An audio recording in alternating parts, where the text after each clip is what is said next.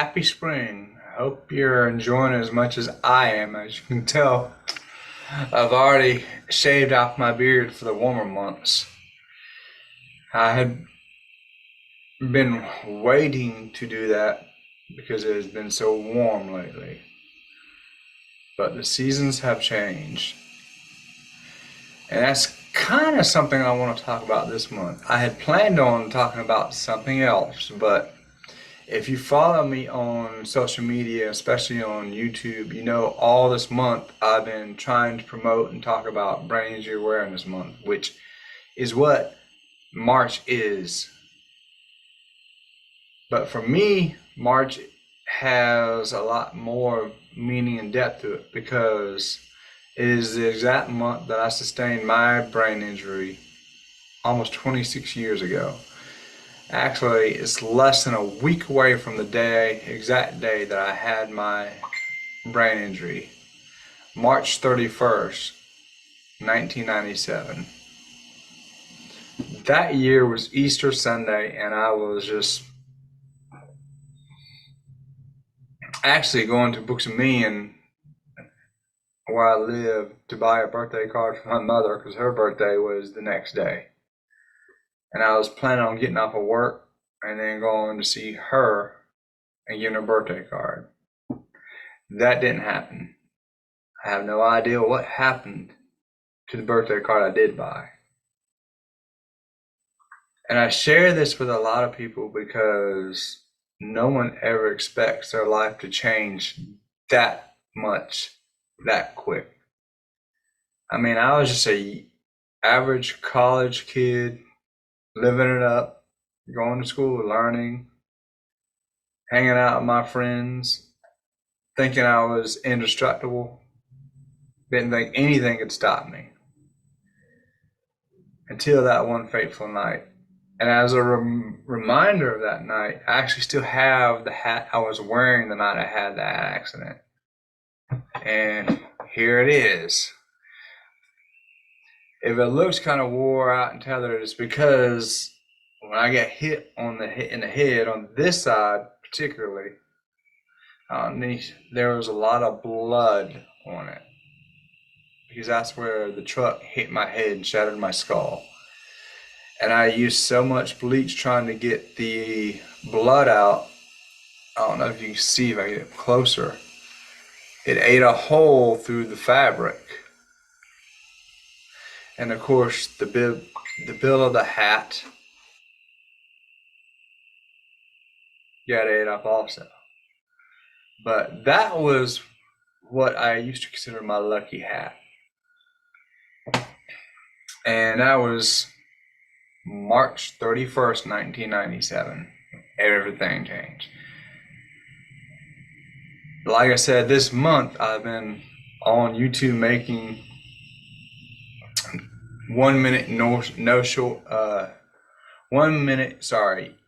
YouTube shorts giving information about how brain injuries affect us and also about brain health, things that we can do, whether it's eating right food, getting enough sleep, not getting stressed out, things like that. All of that affects our brain, especially if you have a brain injury, because the brain being the center of our nervous system, if it's damaged, then anything else that may affect our nerves, like caffeine, lack of sleep, stress and fear, anxiety, puts that much more strain and pressure on our brain.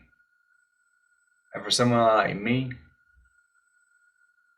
that's not a good idea. That is why I limit my caffeine intake. That is why I am very, very strict about getting my sleep at night, whether it's 7 hours or 9. If I go over 9 hours of sleep, it's sluggish. It's kind of like my brain is stuck in sleep mode and it's hard for me to get up and get going. My sweet spot is 7 to 9 hours. Usually I keep it right at 8 to 8.5 hours. That's what I average every night for sleep. And to make sure I do that, I never watch TV in bed at night. However, I have a bad habit of waking up in the morning and turning my TV on and watching TV when I first wake up. I do that for two reasons.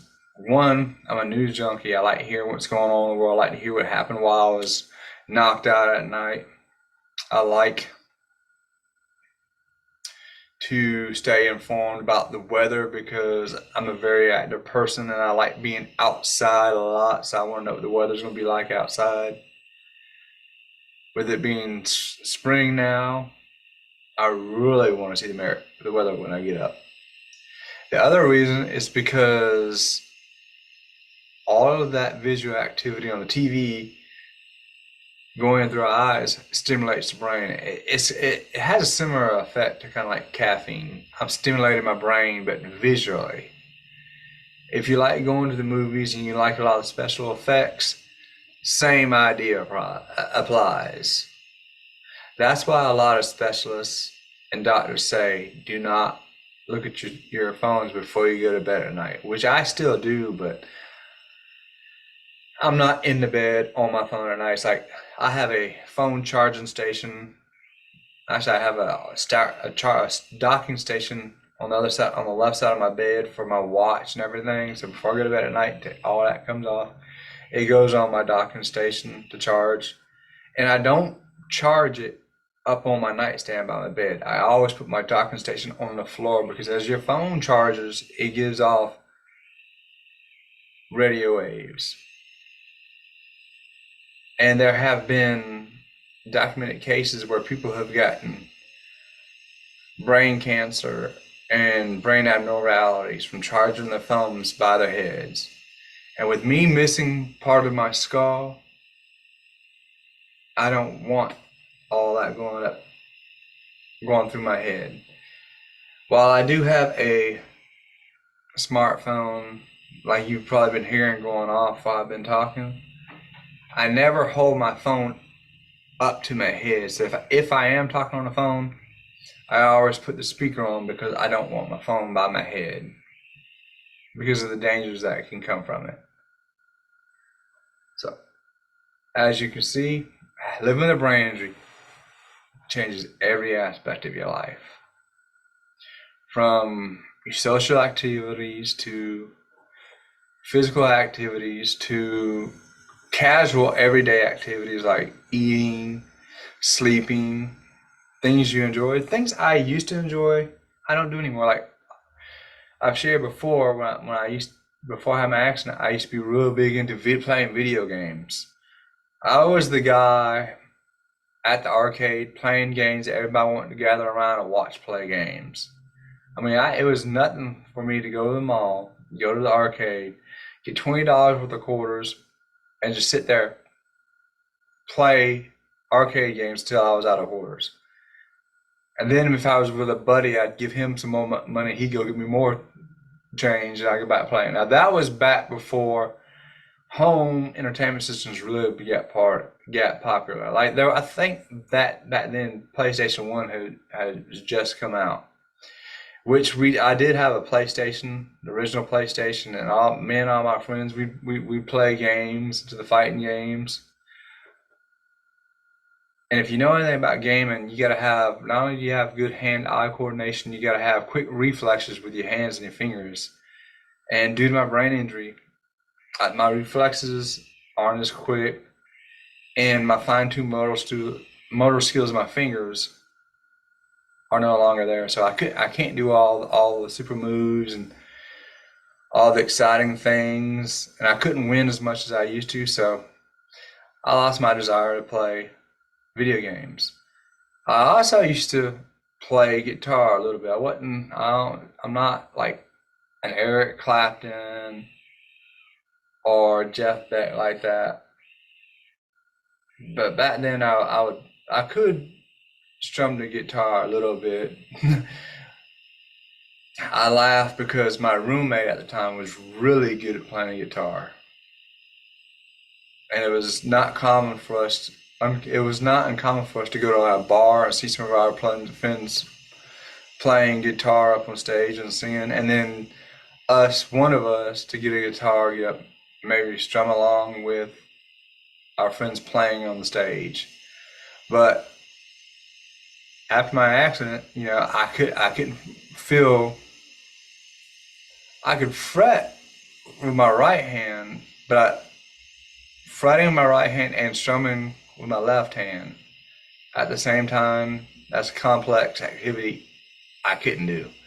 And I really couldn't feel the strings very well with my fingers on my left hand. So I tried for about a year, maybe a year and a half, to play the guitar. I even bought a new guitar after I got my settlement after my accident. Ended up selling it later because I couldn't play. I couldn't feel the strings, and I wasn't coordinated enough to play the guitar anymore. That's sad. So I ended up selling it because the more and more I tried to play it, the more and more frustrated I got. And for me, like even if I'm trying to type, if I really try to overwork my brain to get my left hand to type or strum a guitar, my left hand will literally cramp up, and I will sit there and look like I get monster fingers. It's like a spasm, and I'd have to calm down, let my heart rate come back down, so my hand would go back normal. So that's kind of reason why I stopped playing guitar. And I've had friends from school try to loan me their guitars, trying to get me to relearn how to play with my left hand again. I could feel the strings with my right hand, but with my left hand, I couldn't do the fretting right. So just talking about it, I confused myself. So that's why I put that down. All that is how my life changed after my accident. The other thing, some of the other things, and these are good things that changed, is I stopped drinking, I stopped smoking, I stopped clubbing, and I have not done any drugs since. It's ironic because when I first had my accident, the doctors, this was back in 1997, tried to convince me to take pot because marijuana and alcohol apparently can lower your seizure threshold. But I chose not to take any alcohol or pot just because of my personal convictions and my personal convictions. I'm sorry, and my faith. I did not want it, and I still don't, and I never will. That has been. See, I had my accident 26 years ago this month, so it's been probably a little over 26 years since I last had my drink. I probably had my last drink of alcohol probably early to mid-March, and I want nothing to do with it. And just like with smoking cigarettes, I don't miss it. I don't miss either one of them. So those are two good aspects of my life changing after my accident. Other things that come along with brain injuries are, these are things I haven't mentioned much, but I'll go ahead and be transparent for this video for those of you who don't understand people with brain injuries. Is my emotions. We have a hard time controlling our emotions. There are some days where I get so depressed and want to cry. Then there's some days I'm just like all hyper wired. I may be all almost in a dream state. Oh, dreamy love, emotional that way. And one of the biggest things that my neuropsychologist and others warn me about is explosive tempers. The neuropsychologist described it as a bottle rocket. It's just a matter of time before the mouth can't keep up with or can't filter what's coming out of the brain. My mentor always tells me, he's like, son, your mouth has no filter. So it is a constant battle for me to control this. And if you know anything about the Bible talks about the tongue and nobody being able to control it. So if somebody with a brain injury or a mental disability says something you may think is inappropriate or harsh, show them some grace because they can't help it. I am more conscious of it now than I was in the past.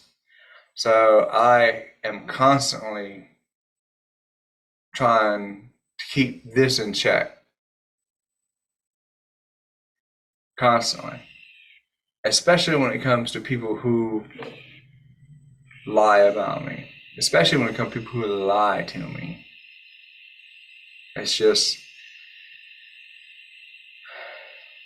part of it is from my upbringing, and that's from my father being a sergeant army, and he always told me, son, if you lie to me, not only do I know you're lying, but it tells me you don't think I'm smart enough to know you're lying. It's disrespectful. So whenever somebody lies to me or lies about me, I take that as a huge sign of disrespect. And it takes every ounce of strength, both physical and mental, for me to keep this shut. And I'm just going to lay that out there right now just because I can't deny it. I'm not justifying it or excusing it. It's just kind of like FYI. This is how life is. And for me as a Christian, man, it's double tough because I know what my faith says about the mouth and our words. But yeah, that's just kind of how life is. And if anybody's watching this, I've ever said anything kind of out of the way that may have offended you, please understand. It's not that I'm trying to be hurtful. It's just sometimes this gets too far ahead of this. Maybe not sometimes, maybe all the time. But that's about as transparent as I'm going to get this month. So I hope you're enjoying your spring. As you see, the sun is shining on me, and I'm dying to get outside and get some of that sunlight, get some vitamin D in me to cheer me up. And plus, somebody's blowing my phone up, and it is driving me crazy. So, well, crazier than normal. Have a great weekend. I will have another special video. Maybe next month I can do the video that I've been trying to do for the last 2 months. So if you want to hear more, just jump on my YouTube channel and watch some of my shorts throughout the rest of this month. And have a great spring, y'all. Bye-bye.